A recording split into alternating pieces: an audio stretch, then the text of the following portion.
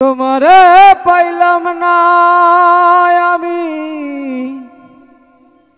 তাতে দুঃখ না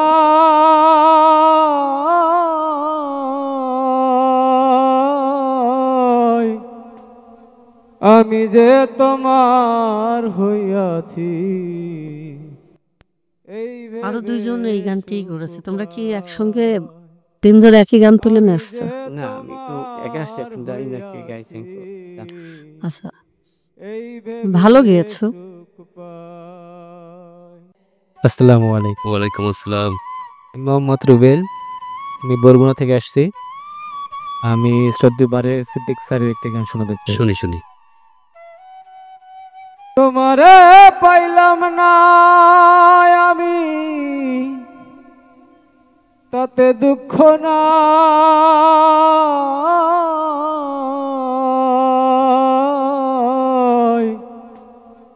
আমি যে তোমার হইয়াছি,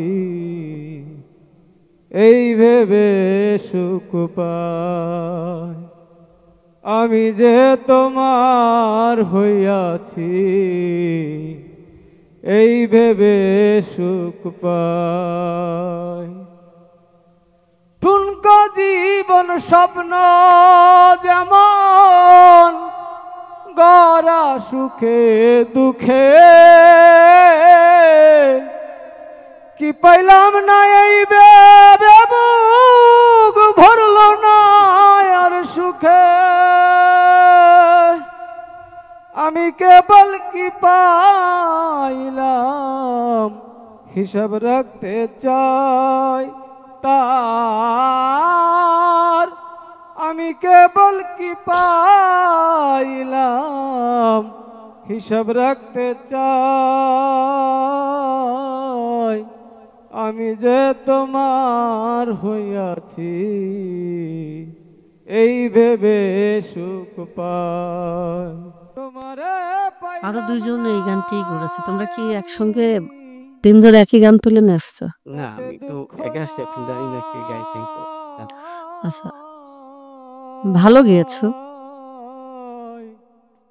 কিন্তু তুমি সারা বিশ্বে সামনে একজন স্টার হবা, এটাই তো তোমার শখ নাকি? স্বপ্ন না? জি। তো সেই স্বপ্নটা পূরণ যদি তুমি চাও যে আমি একজন স্টার হব, এখন একটা স্টাইল চলছে বা মানুষের মধ্যে একটা জোয়ার চলছে, যে কোনো রকম যদি আমি একটু ভাইরাল হতে পারি তাহলে তো আমি বড় শিল্পী। আসলে শেখার কোনো বিকল্প নাই, এবং সঙ্গীত একটা গুরুমুখী বিদ্যা। জি। এটা শিখতেই হবে, না শিখলে তুমি আকার একার ঐকার এগুলি চিনতে হবে গানের। আজকে এই যে আমাদের আপা বসে আছেন, ওনার সাধনা কত বছর জিজ্ঞেস করো? অনেক। উনি নিশ্চয়ই 50 বছর সাধনা করছে। তাহলে তোমরা মাত্র শুরু করেছো, তাই না?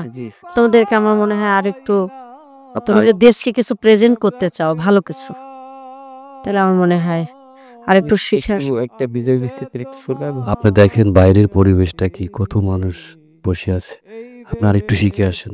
Thank you.